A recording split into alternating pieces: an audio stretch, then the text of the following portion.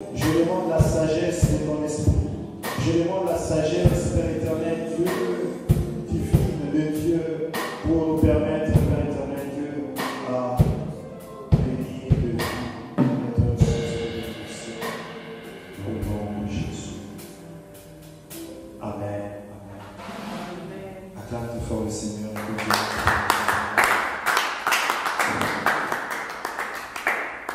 Je rends grâce à Dieu encore cet après-midi d'être là au milieu de vous. Amen. Amen. Chaque jour est une grâce. Chaque jour qui s'ajoute, c'est une faveur. Je n'ai pas mérité d'être peut-être en vie, en bonne santé. Tu ne l'as pas mérité, c'est une grâce de Dieu. Amen. Et je rends grâce à Dieu pour la présence de chacun de nous. Je rends grâce à Dieu pour la présence de ce serviteur, ce lieu où vous venez, mais aussi de l'homme de Dieu, le prophète Richard qui est parmi nous. Par la grâce de Dieu, il était prévu qu'il puisse nous exhorter cet après-midi. Nous allons, par la grâce de Dieu, bénéficier de ce qui est en lui, les jours qui viendront. Et je vais encore cet après-midi dire à l'Église que vous êtes une bénédiction pour nous. Amen. Amen. Je vais encore entrer dans les jours qui sont passés. Je me rappelle que ce chemin était très long à marcher à toi. Amen. Un chemin qui était jalonné des hauts et des bas. Je crois que ceux qui ont été ici pendant plusieurs temps, on vu comment Dieu nous a secourus et fortifiés. Amen. Vous savez, dans l'étape de la marche avec Dieu, Dieu ne fait rien au hasard. Le ministère ou bien l'Église a une mission. La mission de l'Église, c'est de présenter l'évangile de Jésus-Christ au monde. Et parfois, nous oublions cela parce que, en tant qu'humains, nous sommes appelés à servir Dieu ensemble avec nos défauts, avec nos faiblesses et nos incapacités. Mais ce que j'aime de Jésus, si Jésus s'était dit qu'il allait servir lui-même, gagner toute la terre lui-même, ça allait être autrement. Mais il s'est dit, je choisirai des hommes. Amen. Il a choisi Paul, qui n'était pas parmi les 12. Il a choisi Pierre, il a choisi André, il a choisi Jean, il a choisi 12 apôtres. Mais quand tu regardes la vie de ces hommes, clairement tu vois que les choix et les critères de Jésus n'étaient pas compréhensibles aux hommes. Amen. Jésus a choisi les hommes pour Pierre. Et quand vous voyez Pierre, ce n'était pas un prédicateur de la parole, il était un pécheur. Pierre n'était pas quelqu'un qui connaissait les choses spirituelles. Pierre, c'était juste un homme qui cherchait à gagner sa vie. Mais vous voyez comment Jésus lui a appris. Il lui a appris les choses du royaume des cieux et il lui a envoyé. Je dis cela parce que c'est la même chose que l'Éternel fait dans son Église. Quand je dis son Église, corps de Christ, et ici aussi à Marchaton, nous ne sommes plus ceux que nous étions il y a 2 ans, 3 ans passés, parce que l'Éternel est en train de faire son œuvre. Avant même de commencer l'exhortation de cet après-midi, parce que je vais clôturer sur le thème de blessures intérieures, je voulais dire à l'Assemblée de Dieu qu'il est mieux de compter sur Dieu. Il est mieux de reposer tous ses espoirs sur Dieu. Parce qu'il est lui, celui qui conduit son Église. L'Église n'est pas conduite par le berger. L'Église n'est pas conduite par un homme. L'Église est conduite par Dieu lui-même. Amen. Et à chaque saison, vous allez voir que les hommes partent, les hommes viennent. Il y a des moments où Dieu va envoyer un homme, mais il envoie Élie à Sarepta pour un but. Il y avait une veuve là qui avait faim et Élie aussi avait une mission à faire.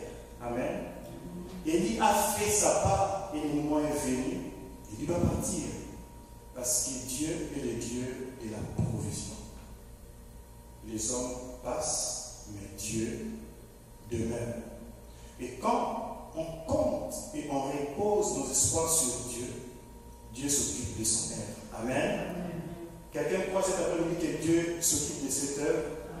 Ce n'est pas un homme qui s'occupe de cette œuvre. Et si je pouvais dire que nous aurions la capacité de tenir cette œuvre, ça serait impossible. Mais c'est Dieu qui nous a donné la capacité. Chaque fois quand tu te lèves, tu viens, tu arranges les chaises, tu places, c'est Dieu qui t'a donné la capacité. C'est Dieu seul qui prend soin de son œuvre. Et quand Dieu prend soin de son œuvre, il connaît les temps et les saisons. Bien aimé, savoir discerner les temps et les saisons, c'est très important. Amen. Parce qu'il y a un temps pour s'aimer et il y a un temps pour récolter.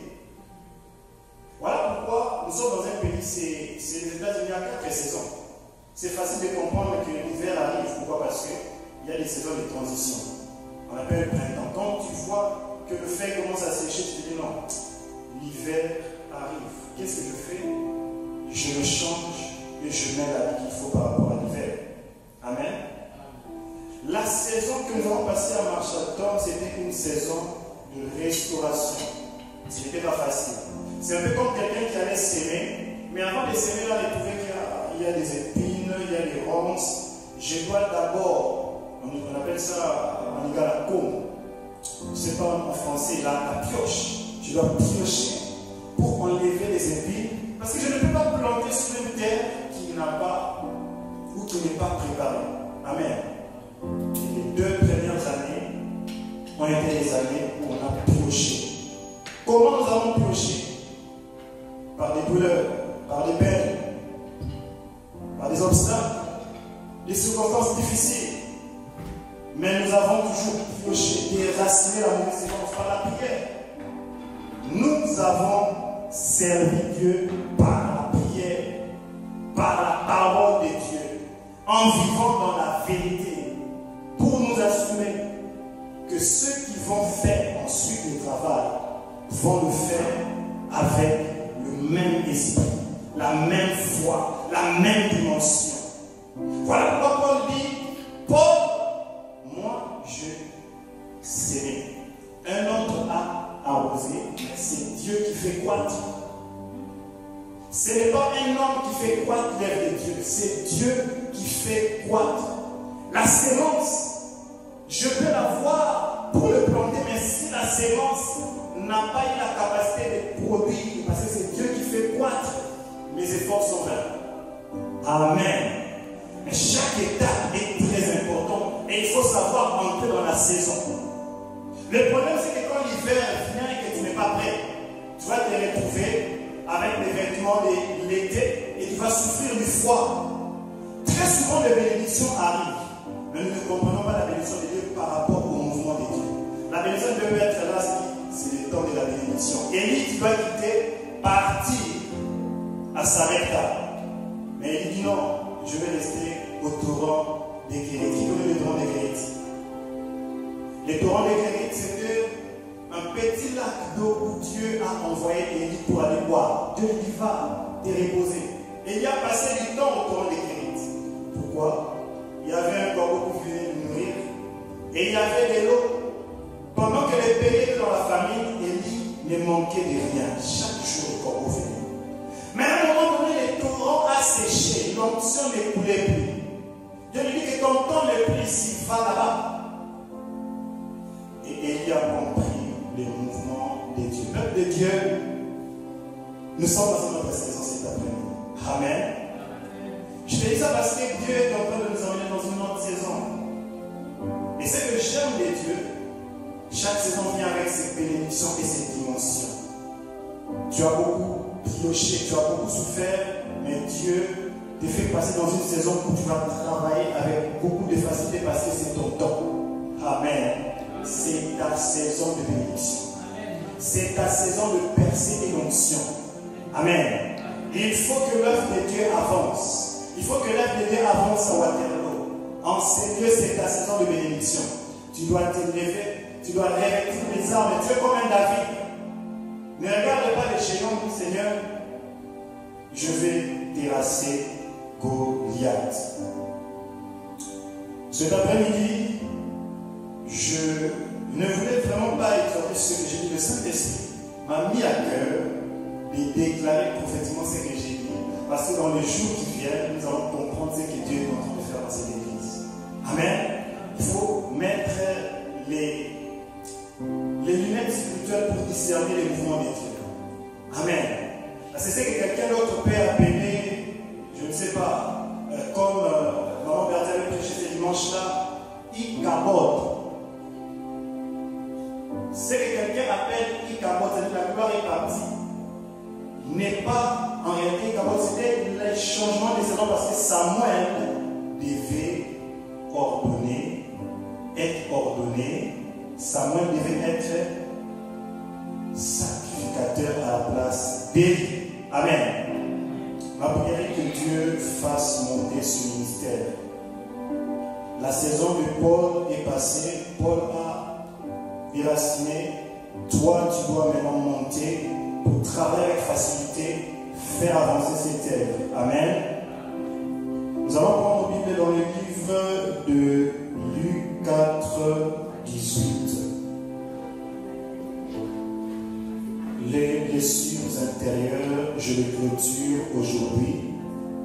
Et nous allons passer à un autre thème par la grâce de Dieu.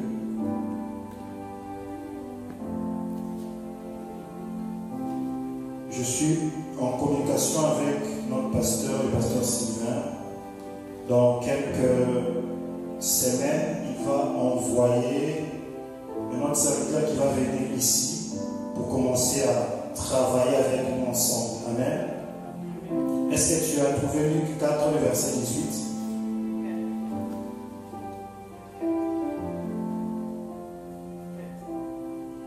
Et ensemble avec tous ceux qui sont ici, nous allons travailler dans l'évangélisation avec cette personne qui va venir.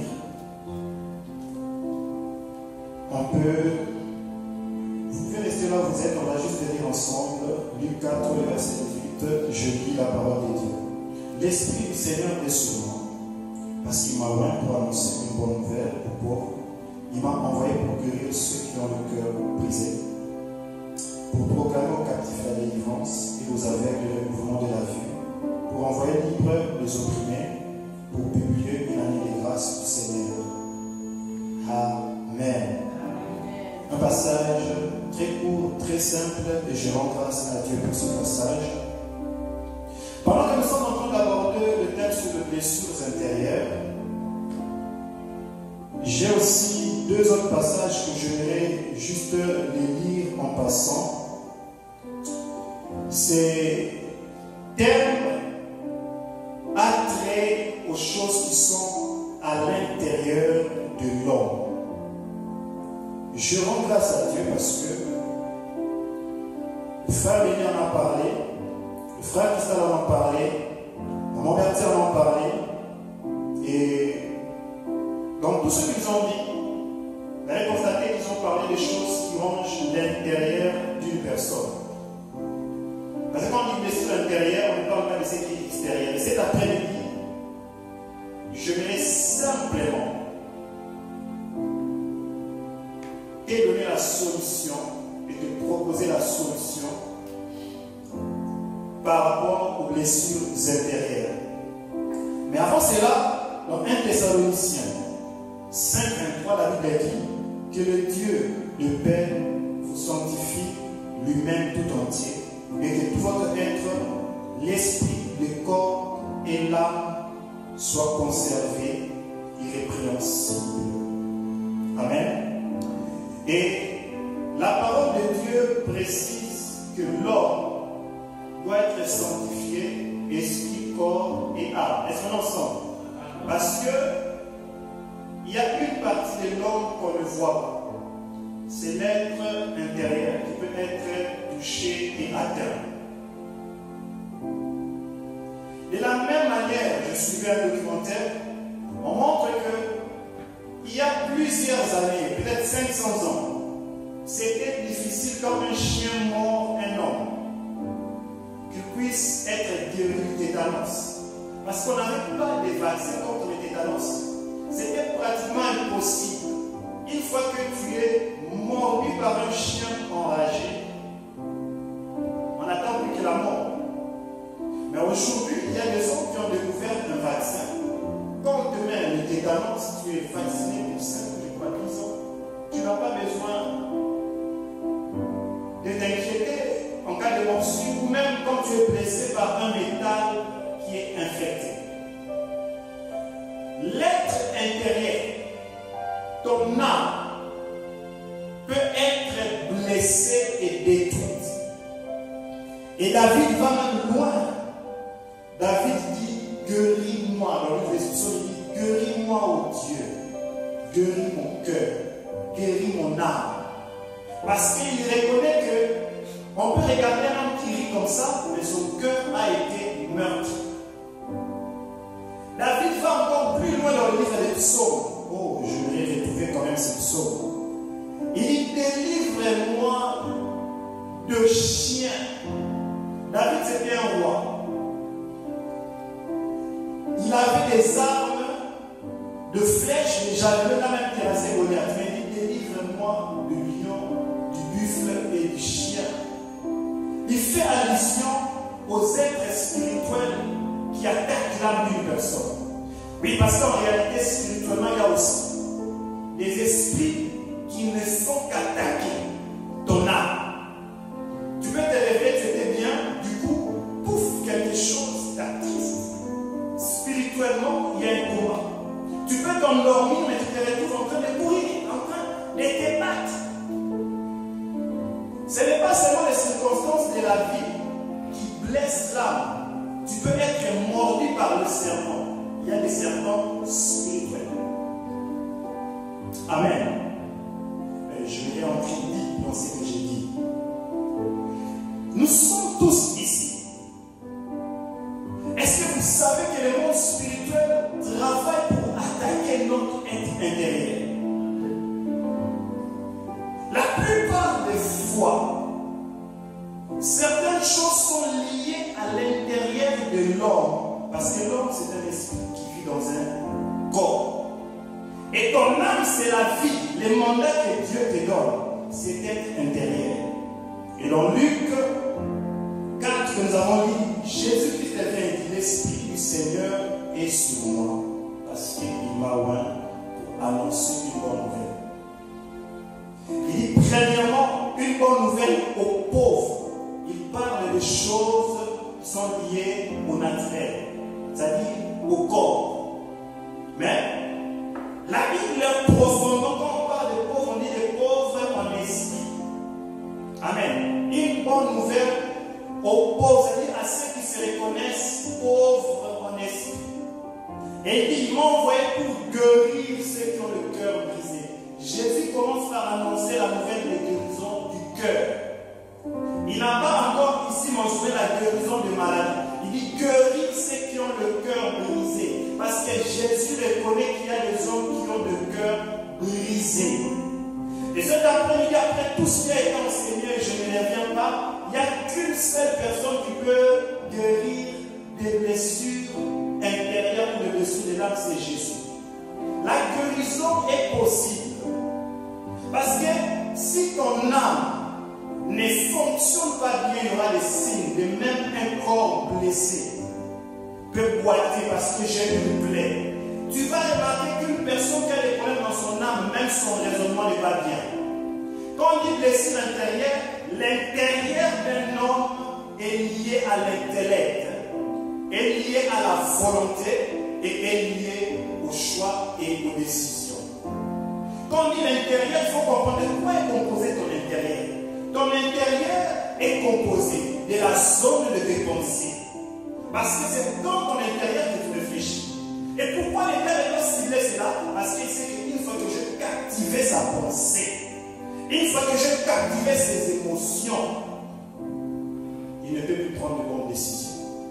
J'ai dit, l'Esprit de Dieu est sur moi parce qu'il m'a envoyé pour annoncer la bonne nouvelle aux pauvres, pour guérir ceux qui ont le cœur brisé. Peuple de Dieu, si tu as le cœur brisé cet après-midi, Jésus est là pour les guérir. Vous savez, Jésus est venu en Israël. Il prêche la guérison. Et les jours où il prend ses livres, c'est en fait une prophétie du prophète Esaïe. Il ouvre le rouleau, il commence à dire. Il y a même des pharisiens qui nous regardent. Certains ont dit, il prêche avec autorité. D'où lui est venue cette autorité? Et la Bible montre qu'il y avait même un paralytique là. Il lui guérit au même instant. Mais qu'est-ce qui se passe? Les pharisiens lui disent même, aujourd'hui c'est le jour du sabbat. Tu ne peux pas faire ces choses en ces lieux. Bienvenue dans le Seigneur. Jésus est venu guérir ceux qui ont le cœur brisé. Et c'est dans l'église de Jésus-Christ qu'on trouve la guérison. Serviteur, servant de Dieu, si Dieu veut toucher la vie d'une personne, il va le faire. Je vis un jour un frère à l'église, pendant qu'on était en train de prêcher, il pleurait. Pourquoi pleurer? Vous ne comprenez pas pourquoi il pleurait. Il pleurait simplement, on était touché par ce que le Saint-Esprit est en train de lui parler personnellement. Par là, quand j'ai observé la vie, j'ai compris que plusieurs fois nous sommes nous-mêmes des barrières à notre guérison. Parce que premièrement, nous pensons que celui qui doit nous guérir, c'est l'homme qui est en train de prêcher. Non, c'est Jésus qui va et qui peut guérir. Amen. Mais Jésus a mandaté des hommes et des serviteurs, peu importe ce que nous traversons. Jésus peut guérir. L'Esprit de Dieu est sur moi, il m'a oint. Bien aimé, quand l'onction est dans la vie d'une personne, l'œuvre du Saint-Esprit prend en charge la guérison et la restauration. Amen. Je parle à quelqu'un cet après-midi. Quand l'onction du Saint-Esprit est dans la vie d'une personne, c'est là que Dieu commence l'œuvre de la guérison et de la restauration. Il dit, l'Esprit de Dieu sur moi, il m'a envoyé guérir le cœur brisé. Mais il parle dans le verset 19, il dit, pour proclamer aux captifs la délivrance. Là, il parle de la délivrance. Parce que Jésus était conscient que les problèmes des hommes, ce n'est pas seulement l'argent, les pauvres, ce n'est pas seulement le cœur brisé, c'est aussi les démons, la délivrance. On a besoin d'être délivré de chair. Je vois un homme, on l'appelle Lazare, il est mort. Lazare meurt, Jésus-Christ vient pour ressusciter Lazare. Il dit, Lazare sort de la tombe. Mais Lazare sort, mais Lazare ne sort pas. Main ouverte, bras marchés, non. Il sort avec tout le lien qu'il avait sur son corps. Amen. Venir à Jésus, naître de nouveau, c'est une résurrection. Mais il y a une étape aussi, on a besoin d'être délié de certaines choses. On a besoin d'être guéri de certaines choses. Amen. Voilà pourquoi un chrétien qui ignore qu'il y a une dimension de moi qui a besoin de la guérison de Jésus peut vivre beaucoup de retard dans sa vie. Parce que je dis que tu n'es pas seulement un corps, tu as une âme, tu es un esprit. Le diable attaque tes pensées. À chaque fois que tu veux prendre une bonne décision, tu te rappelles de ce qui s'est fait, le cœur est brisé. Et tu te dis, mais Seigneur, je ne peux pas avancer. Cet après-midi, je viens te parler du vaccin Jésus-Christ. Oui.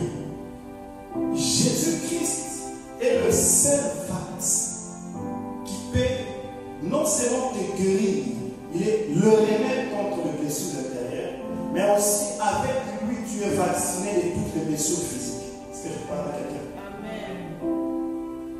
Avec Jésus, tu es protégé de tout ce qui peut venir comme circonstances difficiles qui peut blesser ton cœur. Jésus dit, l'Esprit de Dieu est sur moi. Non seulement il était venu guérir, mais il était aussi venu donner des vaccins, l'onction et la puissance du Saint-Esprit. Voilà pourquoi il dit, car les fruits de l'Esprit sont l'amour, la paix, la joie, la patience. Mais quand il parle de fruit de l'esprit, rentrons un peu en profondeur, vous savez que naturellement, les médicaments que nous prenons, même les vaccins, sont créés par des aliments naturels. Amen. Oui. Parce qu'on dit même, médicament, la nourriture, c'est un médicament. Amen. Mais il dit, les fruits de l'esprit, c'est l'amour, la joie, la paix, la passion. Ça dit qu'il a pourvu un vaccin, un médicament pour te permettre de guérir. Ça veut dire que même quand tu insultes, mais l'amour, la joie, la paix est en train de couler et sortir de toi. Même quand tu lis l'amour, la joie, la paix est en train de couler de toi. Même quand on ne reconnaît pas, ou bien il y a des gens même qui ont vécu une reconnaissance des gens. Tu as fait tellement de bien, mais les gens sont reconnaissants. Et cet après-midi, le vaccin aux blessures intérieures, c'est Jésus-Christ. La seule chose que Jésus attend de nous, c'est d'accepter sa guérison. C'est de lui donner nos cœurs, de lui dire de travailler dans nos vies. Je vis beaucoup de personnes bloquées dans leur vie à cause d'un simple problème. Et il se dit, moi, vraiment, je ne ferai plus, je n'étudierai plus, je n'oserai plus aller là, je ne prendrai plus telle décision. Parce que simplement, le diable a réussi à bloquer sa pensée. Et dans ton âme, le terrain de ta pensée, le terrain de tes émotions et le terrain de ta volonté est très importante. Amen. Amen. Ne prends jamais une décision influencée par une douleur. Ne prends jamais un mouvement. La volonté de Dieu se manifeste dans notre vie quand on se laisse guider par le Saint-Esprit. Et c'est le Saint-Esprit qui nous donne l'onction, qui nous préserve de la mauvaise direction et des blessures. Amen. Quand je dis que le Saint-Esprit nous donne l'onction, qui nous préserve des blessures, c'est parce qu'un homme qui ne marche pas avec l'Esprit de Dieu est facilement exposé aux choses qui peuvent détruire son humeur. Plusieurs personnes prennent des décisions parce qu'il y a des choses qui se sont passées dans leur vie. Est-ce que tu veux mouver parce que ici les choses ne marchent pas, ou bien parce que Dieu t'a dit? Est-ce que tu veux te marier parce que tu n'as pas peut-être trouvé une bonne personne là-bas? Est-ce que tu veux aller dans ce travail parce qu'on te promet beaucoup d'argent? Est-ce que tu veux prendre ta décision parce que ta famille t'avait abandonné et toi tu veux démontrer que tu es fort? Toutes ces choses, ce sont deux choses que Jésus est venu guérir parce qu'il veut que tout ce que nous allons faire ne soit pas guidé par certaines circonstances difficiles de notre vie, que cela soit guidé par son esprit. Voilà pourquoi David dit, quand je marche dans la vallée de l'ombre de la mort, je ne crains aucun mal. Lui, il est dans la vallée de l'ombre de la mort, il n'a pas été touché, blessé par ça. Il n'a pas dit pourquoi Dieu m'a abandonné, parce qu'il sait qu'il marche avec Dieu. Ainsi, le vaccin et le remède contre le plaisir intérieur, c'est de marcher avec Dieu. Même quand le diable va se lever pour te toucher, il ne t'atteindra pas. Amen. Même quand l'ennemi va se lever pour te détruire, il ne t'atteindra pas. Et cet après-midi, je voudrais que nous puissions